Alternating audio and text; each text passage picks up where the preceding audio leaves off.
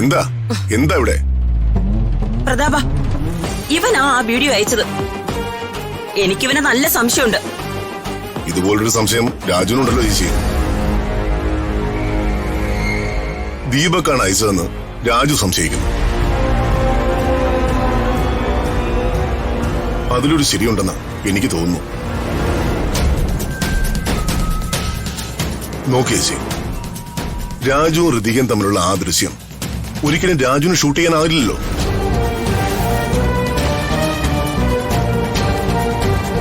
ഇവിടുത്തെ അടുക്കളയിലും dining ഹാളിലും shoot ചെയ്യാൻ പുറത്തുനിന്ന് ഒരാൾക്കാവില്ലല്ലോ. അത് പ്രതാപ, നേരത്തെ തന്നെ എനിക്ക് ആ സംശയം ഉണ്ടായിരുന്നു. പക്ഷേ അവൻ ചെയ്തത് തെറ്റാണെങ്കിലും അതുകൊണ്ട് വേറൊരു ഗുണമുണ്ടായി.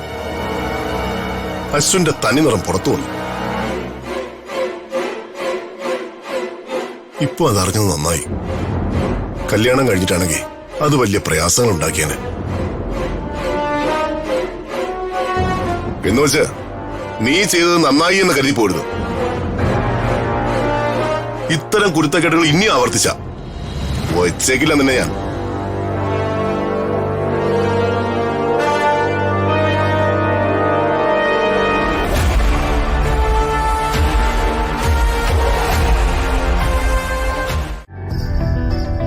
ഹലോ,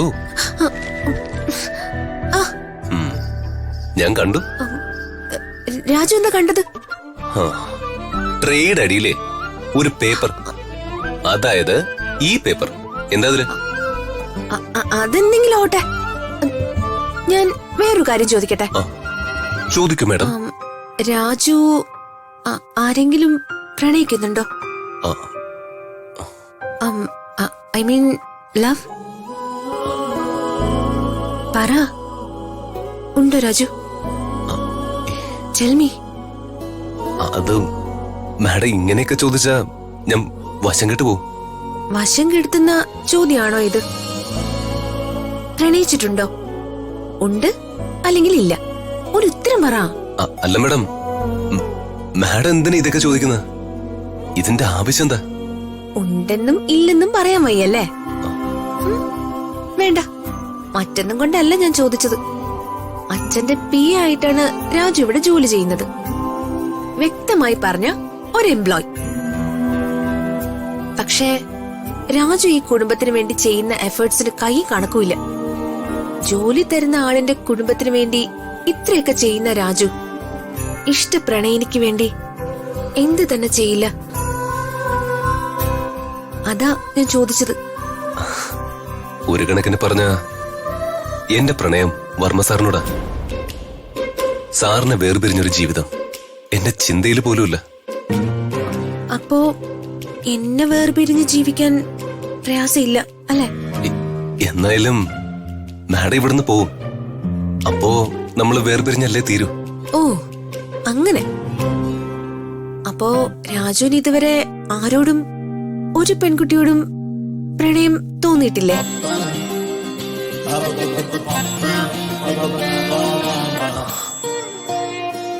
മാഡം, ഞാനിപ്പോ അങ്ങനെ സന്തോഷകരമായ ഒരു മാനസികാവസ്ഥയിലല്ല. മാഡത്തിന്റെ വിവാഹം മുടങ്ങിയതില് എനിക്ക് വലിയ പ്രയാസമുണ്ട്. അറിഞ്ഞുകൊണ്ടല്ലെങ്കിലും അതിന്റെ കാരണക്കാരൻ ഞാനായതുകൊണ്ട് എന്നെ അത് വല്ലാതെ വേദനിപ്പിക്കുന്നുണ്ട്. അതുകൊണ്ട് ഇപ്പൊ നമുക്ക് ഇങ്ങനെയുള്ള കാര്യങ്ങളൊന്നും സംസാരിക്കാതിരിക്കാം.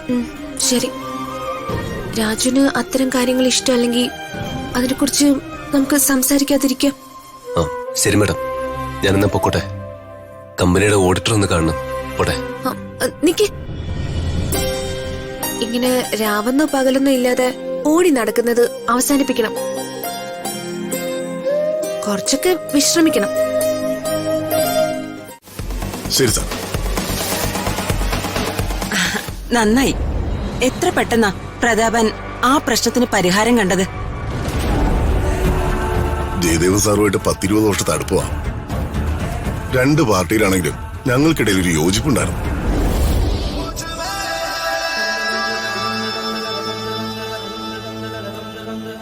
ചെറുപ്പം മുതലേ ഇന്ദ്രജിത്ത് പഠിക്കാൻ മിടുക്കനായിരുന്നു.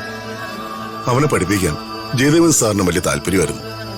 ബിസിനസ് അഡ്മിനിസ്ട്രേഷനിൽ വലിയ ബിരുദങ്ങൾ അവന്. എന്റെ കുട്ടി 3 വയസ്സിൽ എനിക്ക് നിന്നെ നഷ്ടമായത്.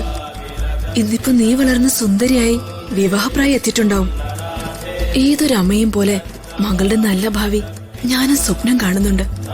അവളുടെ ഭർത്താവിന് നല്ല വിദ്യാഭ്യാസം ഉണ്ടാകണം, ഒപ്പം വിവേകവും ഉണ്ടാകണം. ജയദേവൻ സാറ് പഴയ തറവാട്ടുകാരാ. ഒരുപാട് ഭൂസ്വത്തും ബിസിനസ്സും ഒക്കെ ഉള്ള ഫാമിലിയാ. അതിന്റെയൊക്കെ അവകാശം ഇന്ദ്രിയത്താ. നിന്റെ ഭർത്താവായി വരുന്നവന് ഒരുപാട് സമ്പത്തൊന്നും വേണ്ട. സന്തോഷത്തോടെ ജീവിക്കാനുള്ള വരുമാനം അത് മതി. പക്ഷേ നല്ല മനസ്സുണ്ടാവണം. നിന്നെ സ്നേഹിക്കണം, മനസ്സിലാക്കണം, വിശ്വസിക്കണം. ശരി തെറ്റുകൾ കണ്ടെത്തി മനസ്സിലാക്കാനുള്ള ക്ഷമയുണ്ടാകണം. ജയദേവൻ സാറിന്റെ കാര്യം പറഞ്ഞ ഈ നാടിന്റെ ഖജനാവ് തന്നെ പുള്ളിയുടെ കയ്യിലല്ലേ. അദ്ദേഹത്തെ പോലെ തന്നെ സാമർത്ഥ്യമുള്ള ഭാര്യയും സ്നേഹവും ഐക്യവുമുള്ള അച്ഛനും അമ്മയും. വലിയ പ്രഹസനമൊന്നും ആവണ്ട. മകന്റെ കൈയും പിടിച്ചു വരുന്ന പെൺകുട്ടിയെ മകളായി കണ്ട് ഒപ്പം നിർത്തണം. അങ്ങനെയുള്ളൊരു കുടുംബത്തിലേക്ക് വേണം മോളെ നീ ചെന്ന് കയറേണ്ടത്.